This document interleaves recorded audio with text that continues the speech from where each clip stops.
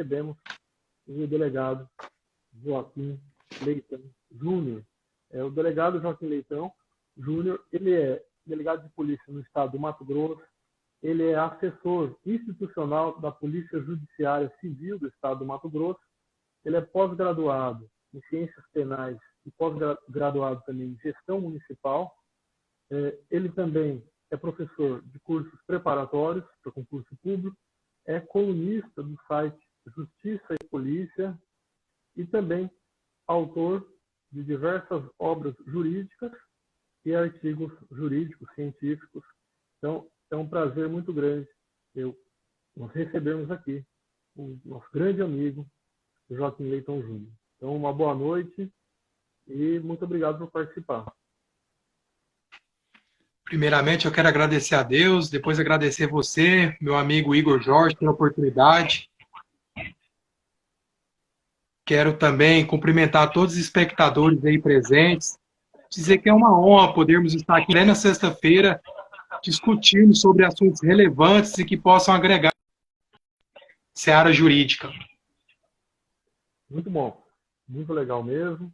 E o delegado Joaquim Leitão Júnior, ele, tendo escrevido um dos capítulos do tratado, ele abordou o agroterrorismo, abordou também o bioterrorismo e outros temas muito interessantes. No que concerne ao agroterrorismo, eu gostaria de saber, primeiro, o que significa agroterrorismo e também como que surgiu a ideia de pesquisar esse tema e apresentar para a obra esse assunto. O que nos motivou a falar sobre o agroterrorismo e o bioterrorismo foi a proximidade desses temas com o cyberterrorismo. Então, o que vem a ser o agroterrorismo? O agroterrorismo nada mais é do que uma sabotagem dirigida ao agronegócio nacional ou internacional, na qual o bioterrorismo é o gênero. Então, ou seja, nós temos o bioterrorismo, que é o ataque através de germes, através de vírus, através de agentes biológicos que possam resultar danos massivos à agricultura, a animais. Então, diante dessa proximidade do agroterrorismo, do bioterrorismo com o cyberterrorismo, nós resolvemos, dentro do aspecto tecnológico, abordar essa temática. Até porque, no campo doutrinário, poucos doutrinadores se atreveram a enveredar nesse campo aí, por ser pouco explorado. Perfeito. Eu achei muito interessante, durante a elaboração da obra, né, quando o doutor abordou essa inter-relação, já de imediato, eu apoiei e realmente tratava-se de um assunto muito pouco discutido de forma aprofundada e você conseguiu permitir uma reflexão muito interessante sobre esse tema. Eu queria também que você falasse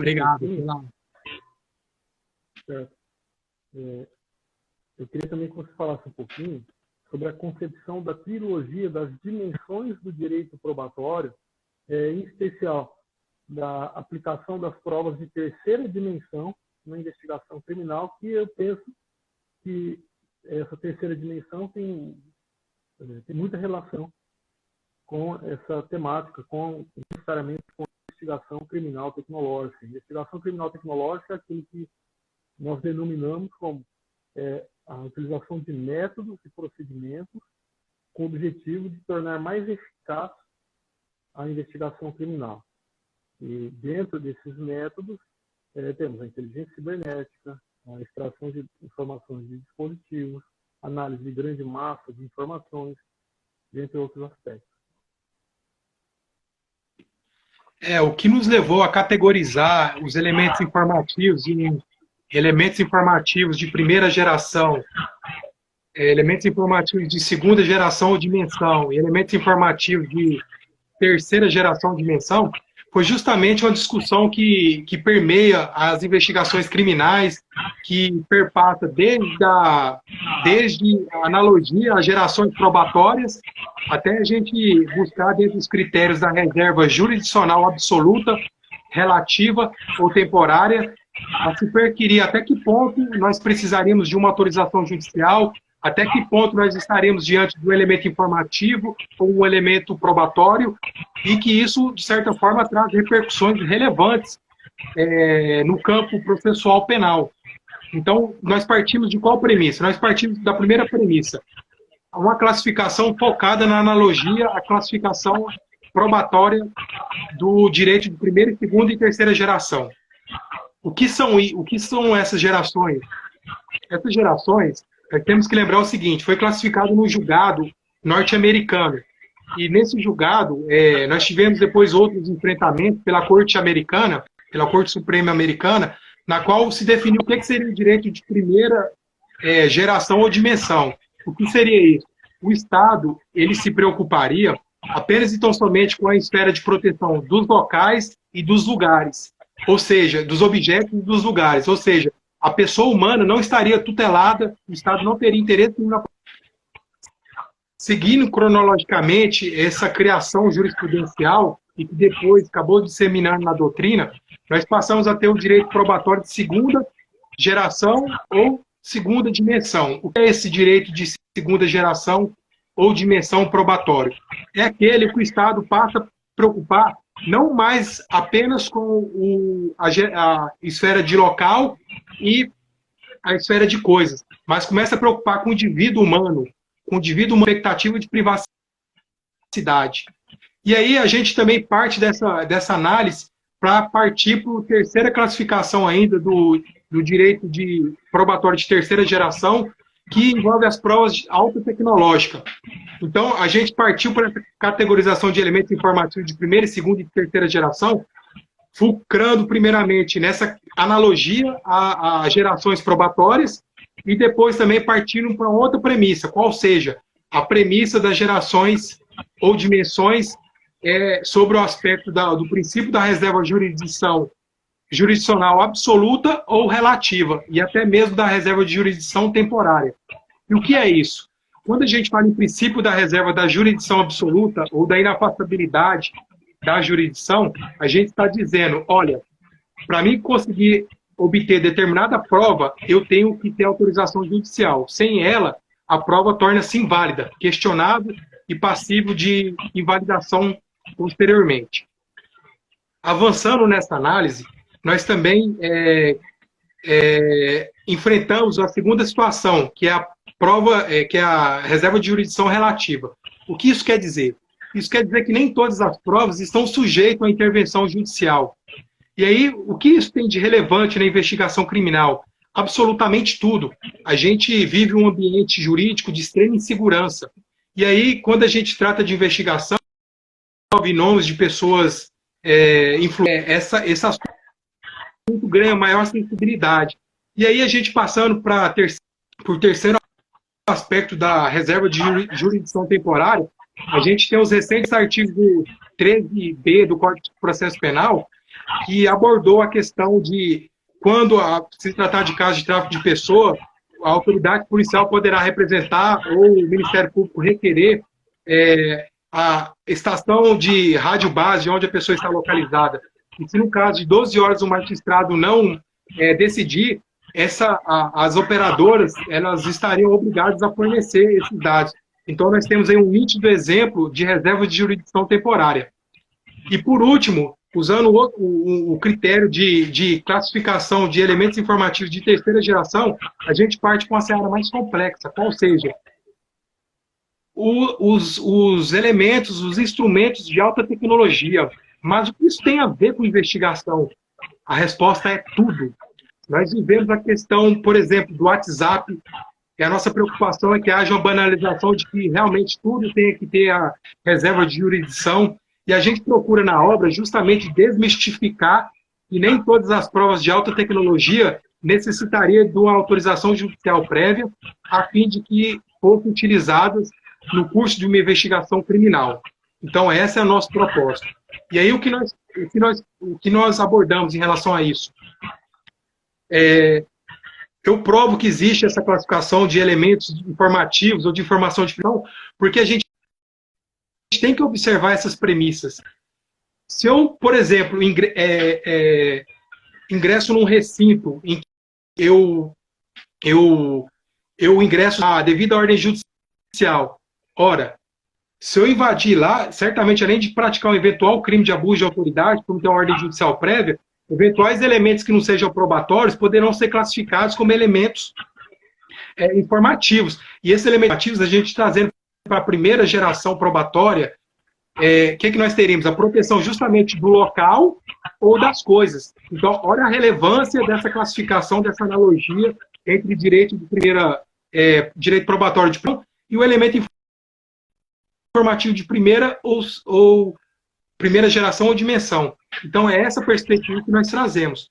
E aí, reportando novamente a nossa discussão sobre os elementos informativos de terceira geração, nós temos aqui a questão das fontes abertas. E o nosso amigo Dr. Igor Jorge, homem exímio profissional na área de inteligência, ele sabe muito bem do que eu estou falando.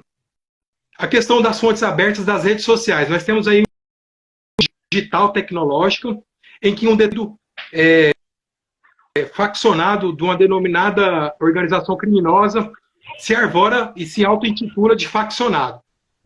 Até por isso eu gostaria de indagar você sobre outros temas que você considere relevantes, que você abordou, que você considere relevantes para expor para os colegas.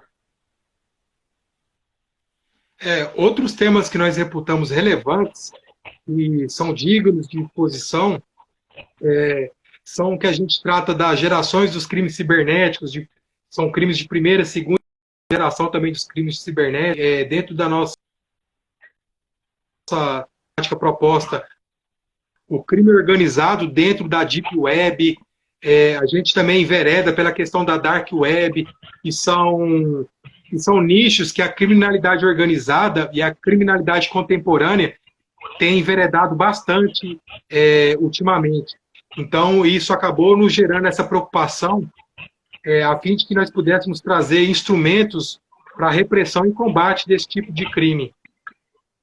Avançando, a gente também traz à lume a questão da complexidade da produção de provas em crimes organizado, em que utiliza esses meios tecnológicos.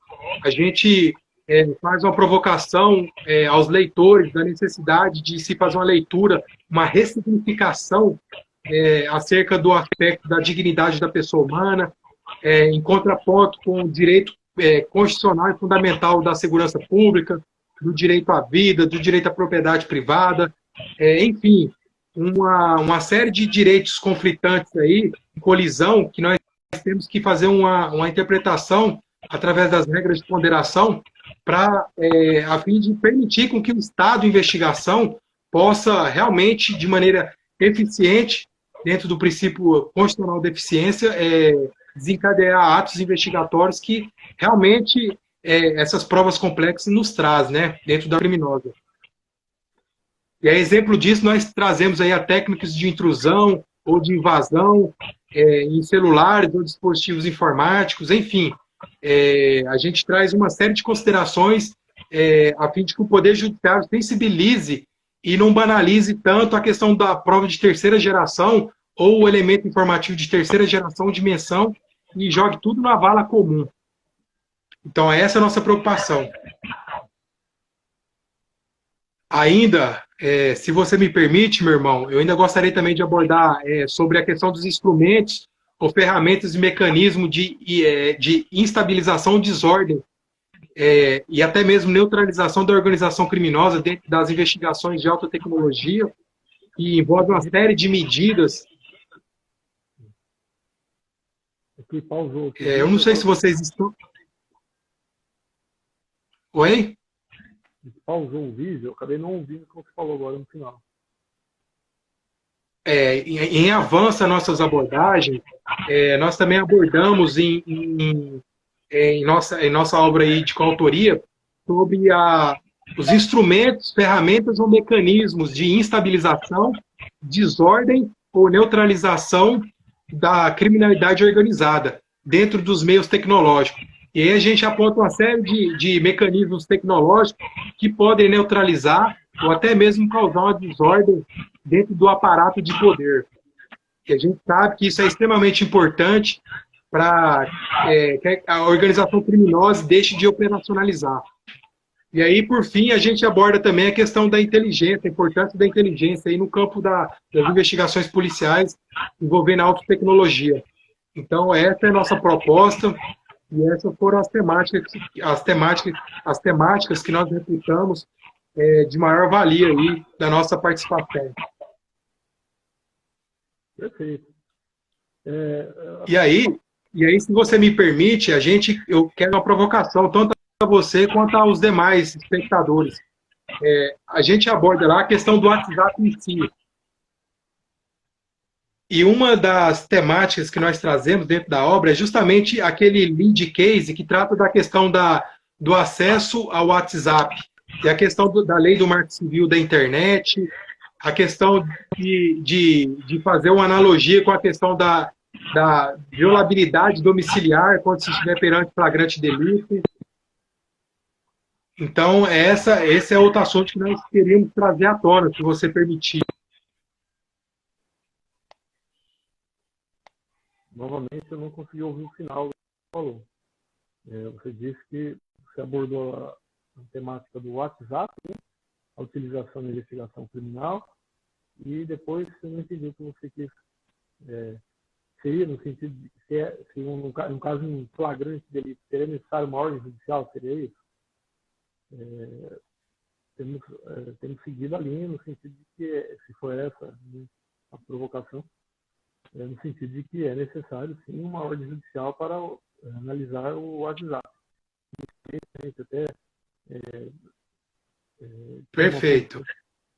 A minha indagação é justamente isso. Eu indago você mais uma vez. Você concorda com esse posicionamento do STJ, de que ele calça esse argumento dele com o artigo 7º, inciso 3º, da Lei do Marco Civil da Internet? Mas eu pergunto, sobre a questão do acerto ou não dessa decisão. Vejamos, o asilo da pessoa, o domicílio da pessoa, penso eu, ele é considerado mais íntimo, mais privativo da pessoa em si do que um celular, um smartphone.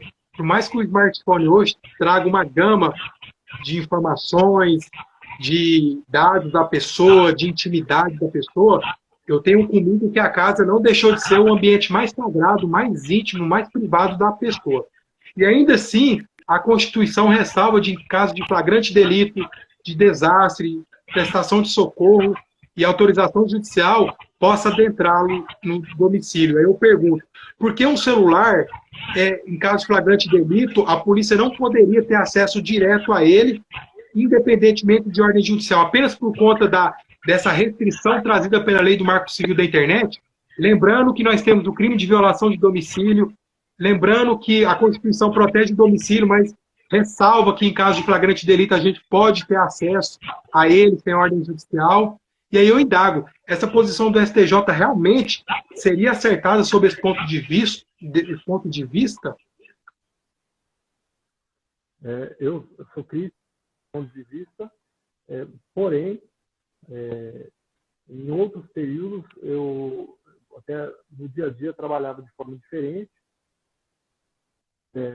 Em que pese eu não concordar com esse ponto de vista, tenho acatado e tenho adotado no meu dia a dia, mas sou totalmente crítico, acho que isso é desnecessário, excesso de garantismo por parte dos tribunais, considerando que essa informação é uma informação que está lá no celular daquele indivíduo. Se aquele indivíduo está preso em flagrante, você pode ingressar na residência dele. Trata-se de uma escusa até oferecida pela Constituição. Muito menos seria necessário você ter uma ordem judicial para analisar o celular. Nós estávamos e agimos dessa forma, mas nos últimos anos tivemos que, como sempre, sendo legalistas, passamos a adotar no dia a dia isso, mas doutrinariamente é um posicionamento totalmente contrário, acho que isso é um desserviço, e a possibilidade de se utilizar, de se observar o indivíduo durante um auto de prisão em flagrante, isso aí eu não concordo, né, com essa proibição, acho que não seria necessário uma ordem judicial com esse instrumento.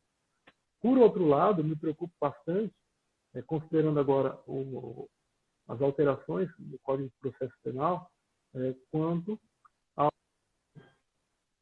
cadeia de custódia. Porque aí uma preocupação, existe uma preocupação maior em razão desse fato. Porque agora esse equipamento tem que ser submetido à perícia. E o pior é que a lei de abuso de autoridade também trouxe outro gravame, né? A lei de abuso de autoridade lá da questão da obtenção de prova ilícita pode acarretar responsabilidade criminal, civil e administrativa por um agente público. Então, realmente é isso que eu queria chegar nessa provocação, essas nuances, o pacote anticrime aí também trouxe impactos indiscutíveis na atividade de persecução penal pré-processual, ou seja, lei, a investigação policial, e, enfim, então é nesse ponto que eu queria chegar, meu irmão Igor, é que além da questão do pacote anticrime ter trazido a questão da cadeia de custódia, em que mais do que nunca agora vai estar em voga essa discussão agora lateral ou até mesmo central, a gente ainda tem a questão da lei de abuso de autoridade, em que, salvo engano, no seu artigo 25, traz lá a conduta incriminadora de obter provas ilícitas em investigação criminal. Então, é justamente isso que eu queria trazer à tona. Infelizmente, está cada vez mais difícil investigar nosso Estado democrático de direito, mas nós não podemos esmorecer, né? Nós estamos aí como protetores da sociedade, e enquanto estivermos vivos, eu acredito que nós temos esse ideal aí de lutar pela segurança pública, né? E lutar por uma investigação criminal mais condizente com os valores republicanos. Com certeza, concordo. Esse que é o caminho, né? Eu penso até mesmo que essa questão se resolveria via legislativa, já que por parte do judiciário a gente não consegue vislumbrar uma possibilidade de uma mudança nesse entendimento. O problema é que eu não sei se o legislativo teria interesse em fazer alguma alteração nesse sentido, né? Considerando as últimas alterações que ocorreram, que foram muito mais no sentido do garantismo, né, do que no outro sentido, eu penso que seria muito difícil. Agora, partindo para outro ponto, eu queria que você falasse sobre alguns dos seus livros, inclusive do recentemente lançado livro que trata da Lei de Abuso de Autoridade, um livro publicado pela editora Brasport, recomendadíssimo. Também, recentemente, você foi um dos coordenadores do Tratado Contemporâneo de Polícia Judiciária, que é esse livro aqui, Tratado Contemporâneo de Polícia Judiciária, que o Dr. Joaquim Leitão Júnior é organizador junto com o Henrique Hoffmann, delegado, excelente delegado de polícia, e também com o Dr. Antônio Francisco de Souza, e sobre outras obras aí que já foram publicadas. Eu sei que as que estão para publicar são muitas, né? O doutor tem uma característica de produzir muito. Eu já te falei outras vezes e já falei para os colegas também, que é impressionante a sua capacidade de produzir, a sua capacidade de produzir doutrina. Agora eu queria saber sobre os livros que foram publicados, que pudesse fazer o merchan dos seus livros, é isso. Nós publicamos, a primeira obra publicada foi essa aqui, juntamente com o Dr. Kleber Masson e o nosso irmão João Bife Júnior. Essa aqui foi nosso primeiro filho literário, literário jurídico. Aí nós tivemos depois o Tratado Contemporâneo, que é uma obra que nós tivemos a felicidade de escrever ao lado de vários amigos, irmãos aí, e tivemos o prazer de escrever isso aqui ao lado do nosso amigo René, Dr. René Duó, juntamente com vários autores consagrados aí, e escrevemos juntamente contigo também o Tratado de Investigação Tecnológica, né, na qual eu agradeço eternamente a sua oportunidade. também escrevemos sobre a nova lei de abuso de autoridade, e há uma série de outras obras aí no Prelo para serem publicadas. E, para quem não sabe, o Dr. Igor Jorge também faz parte de um projeto nosso, Tratado Contemporâneo de Polícia Judiciária, volume 2, na qual nós daremos continuidade a esses enfrentamentos aí de temas sensíveis, temas de altas discussões, sempre com um propósito acadêmico de trazer uma discussão saudável, uma discussão imparcial, e não aquela discussão que sempre permeou desde o início aí dos tempos, que acabou trazendo algumas distorções em nosso sistema de persecução penal, algumas falácias que nós vamos desconstruir com a questão de tempo aí, sobre a importância do inquérito policial, sobre uma série de fatores que Deus queira que nós tenhamos ter nossa contribuição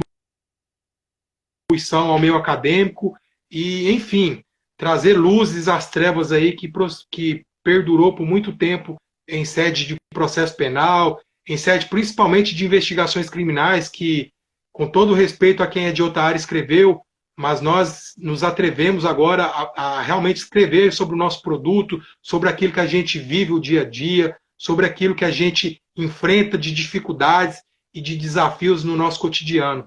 Então, é sempre esse o nosso propósito, de trabalhar com seriedade, sem pontos de vistas radicais, sem pontos de vistas infundados. Sempre há um fundamento, ainda que haja distância, ainda que seja controvertido, como quase tudo no direito a nossa perspectiva é sempre de fazer um contraponto, instrumentos, novos pontos de vista jurídicos, que venha, a certa forma, a socorrer as nossas polícias judiciárias que estão sucateadas há tempos aí, e que nós pretendemos, de fato, resgatar isso, e sempre lanço o lema em todas as lives, em todas as coisas que eu participo, Dr. Igor Jorge.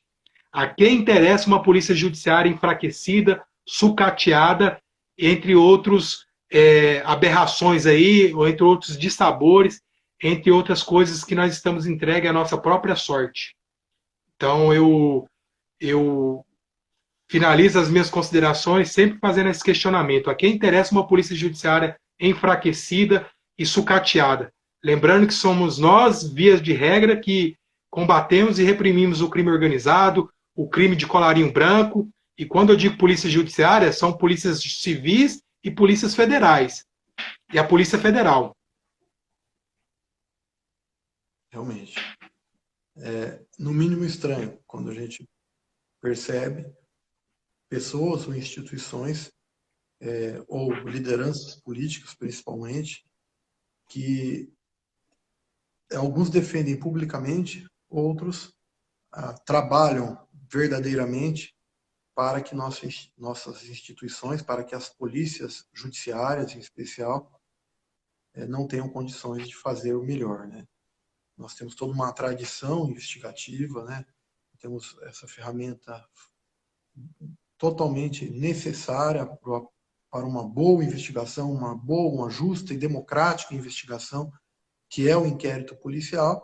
Então, sempre que nós observamos todos esses atos no sentido de atingir esse tipo de ferramenta investigativa, ou a nossa instituição, é no mínimo estranho isso, realmente. E eu queria, já concluindo, que você apresentasse uma mensagem para o pessoal que está participando, está assistindo esse bate-papo.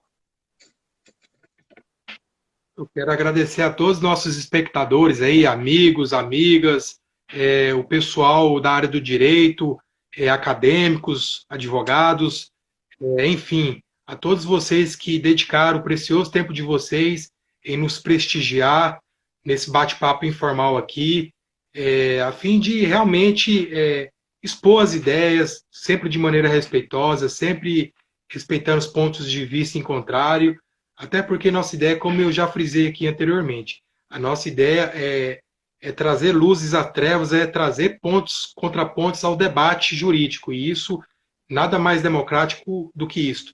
Então, agradeço você aí da sua casa, você que está recolhido aí, que está no isolamento social, muito agradecido pela audiência, muito agradecido pela oportunidade, tá?